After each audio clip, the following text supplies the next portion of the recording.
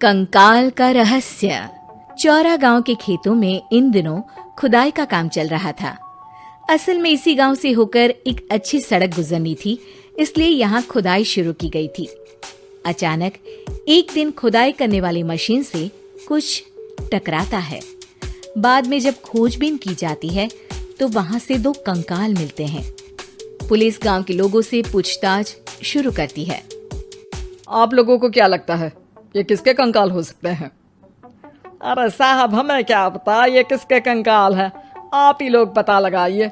हम लोग तो बहुत ज्यादा डरे हुए हैं। हाँ, हमारी फॉरेंसिक टीम अभी आ रही है। ये बताओ कि इस गांव के रहने वाला कोई जोड़ा गायब तो नहीं ना? क्योंकि शुरुआती जांच में तो ये बात सामने आ रही है कि एक कंकाल किसी पुरुष का है तो एक किसी महिला का। साहब, हमें तो बहुत डर लग रहा है। ऐसे कंकाल मिलने का मतलब गांव के आसपास ही किसी की हत्या हुई है या फिर किसी को जलाकर मार डाला गया है। हाँ साहब, हम अपने परिवार को लेकर बहुत ही ज्यादा परेशान हैं। देखिए, आप लोगों की परेशानी हम समझ सकते हैं, लेकिन आप लोगों को पुलिस का सहयोग करना होगा, क्योंकि आपके सहयोग के बगैर हम ये पता नहीं लगा सकते हैं कि आखिर ये किसके कंकाल है और इनकी हत्या किसने की। ठीक है साहब, गांव के लोग आपका पूरा सहयोग करेंगे। हाँ साहब, पूरा सहयोग करेंगे। तो फिर ठीक है, हम अपनी जांच शुरू कर देते हैं। कुछ दिन बाद जांच रिपोर्ट आ जाती है। पता चलता है कि ये कंकाल करीब 20 साल पुराने हैं, यानी 20 साल पहले किसी जोड़े की हत्या कर शव को यहाँ पर दबा दिया गया था। इंस्पेक्टर राघव, ये बताओ कि 20 साल पहले की मर्डर मिस्ट्री क्या आप सुलझ सकती है? हाँ सर, क्यों नहीं, लेकिन अब सबूत और गवाह काफी मिट गए होंगे। मुश्किल तो होगी, लेकिन शायद किसी परिवार को इंसाफ मिल सके। इंस्पेक्टर राघव, आप बिल्कुल सही कह रहे हैं।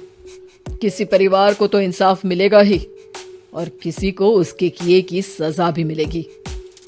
जी सर, मैंने तो जांच शुरू भी कर दी है। 20 साल पहले इस गांव के 2 जोड़े अचानक कहीं गायब हो गए थे। मैंने दोनों ही परिवारों के बाकी के सदस्यों से बातचीत शुरू की तो उन्होंने बताया कि उनके बच्चे शहर गए थे, लेकिन आज तक वापस नहीं लौटे हैं। लेकिन ये दोनों शव किस परिवार के सदस्यों के हैं, ये कैसे पता चल सकेगा? सर, मैंने डीएनए टेस्ट करवा लिया है। आज शाम तक इसकी रिपोर्ट भी आ जाएगी। अच्छा, ठीक है। उसी शाम को सर, डीएनए रिपोर्ट के मुताबिक ये दोनों ही लाशें चौरा गांव के रहने वाले प्रधान सुल्तान सिंह के बेटे और बहू की है। लेकिन इनकी हत्याएं किसने की है, ये कैसे पता लगेगा?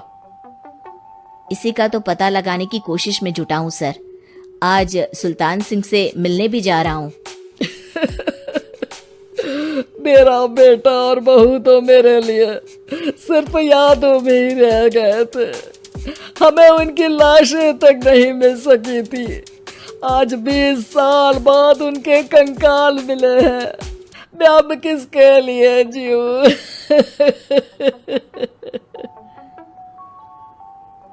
लेकिन सर, क्या आपकी किसी से कोई दुश्मनी थी? अपने बेटे बहू की हत्या के लिए आप किसे जिम्मेदार मान रहे हैं? अब मैं किसका नाम बोलूं?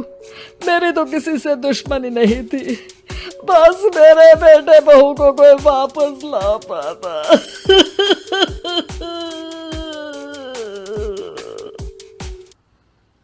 इसके बाद सुल्तान सिंह फूट फूट कर रोना शुरू कर देते हैं। सर, अब आप इनका अंतिम संस्कार करवा सकते हैं। कम से कम इनका शरीर ना सही, इनका कंकाल तो आपको मिला है। लेकिन हाँ, अगर आपको कुछ भी याद आए तो जरूर बताइएगा। मेरी तो बेटा अब उम्र हो गई है, लेकिन मेरे बेटे और बहू के हत्यारों का जरूर पता लगाइएगा, क्योंकि जब तक हत्यारे पकड़े नहीं जाएंगे मेरा मन नहीं मानेगा। सर, हमारी पूरी कोशिश रहेगी हत्यारे को पकड़ने की। लेकिन एक बात बताइए, उस वक्त आपको किस पर शक गया था? उस वक्त मेरे एक ड्राइवर को पकड़ा गया था, लेकिन सबूतों के अभाव में उसे छोड़ दिया गया था। अच्छा, और ड्राइवर पर कैसे शक हुआ था? क्योंकि उस दिन ड्राइवर छुट्टी पर था। उस समय लेकिन लाश क्यों नहीं मिल सकी थी? उस वक्त पुलिस ने बहुत कोशिश की थी, लेकिन दोनों की डेड बॉडी नहीं मिल सकी थी। ठीक है, हमारी तफ्तीश चल रही है, मैं फिर आऊंगा। इसके बाद इंस्पेक्टर वहां से चला जाता है और सुल्तान सिंह अपने बेटे और बहू की याद में खो जाते हैं। कुछ दिन बाद सुल्तान सर, एक बात बताइए, जब आपके बेटे बहू की हत्या हुई थी, उसी के आसपास आपके ही गांव का रहने वाला एक और जोड़ा उसी वक्त गायब हो गया था ना? हाँ सर, अलका और अभिषेक, वो भी मेरे बच्चों जैसे ही थे।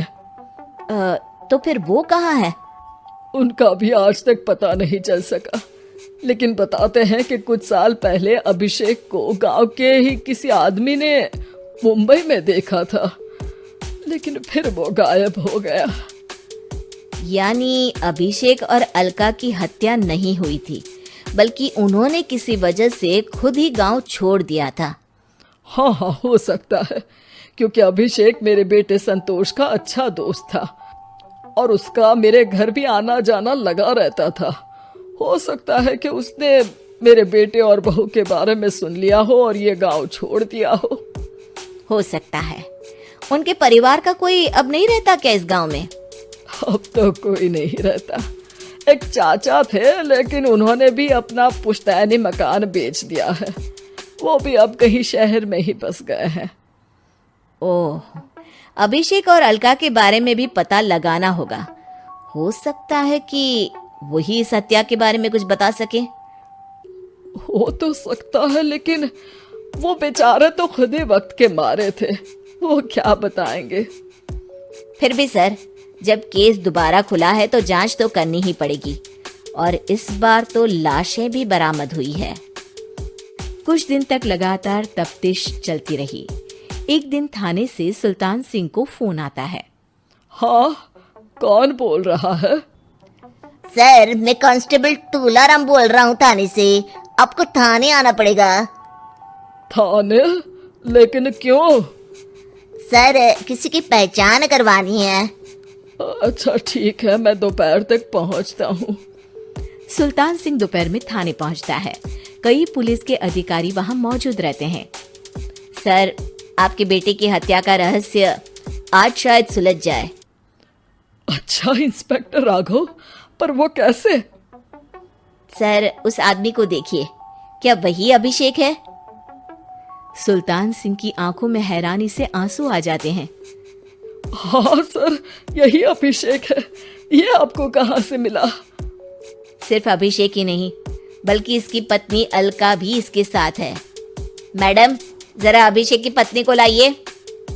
जैसे ही अलका को पेश किया जाता है, सुल्तान सिंह जमीन पर गिर जाते हैं। सुल्तान सर, क्या हुआ आपको? आप अलका को देखकर गिर क्यों गए? सुल्तान सिंह सर पकड़कर बैठ जाते हैं। ये अलका नहीं, बल्कि ये तो मेरी बहू रितु है। पूरा थाना एक दूसरे का मुंह देखने लगता है। क्या? इसके बाद हर किसी को दो कंकाल और हत्या का रहस्य समझ में आ गया। अभिषेक और रितु ने मिलकर संतोष और अलका की हत्या की थी और लाश को जमीन के नीचे दबा दिया था। आज 20 साल बाद इस हत्या का रहस्य खुल सका था कि अवैध प्रेम संबंध में दो मासूमों की जान गई थी।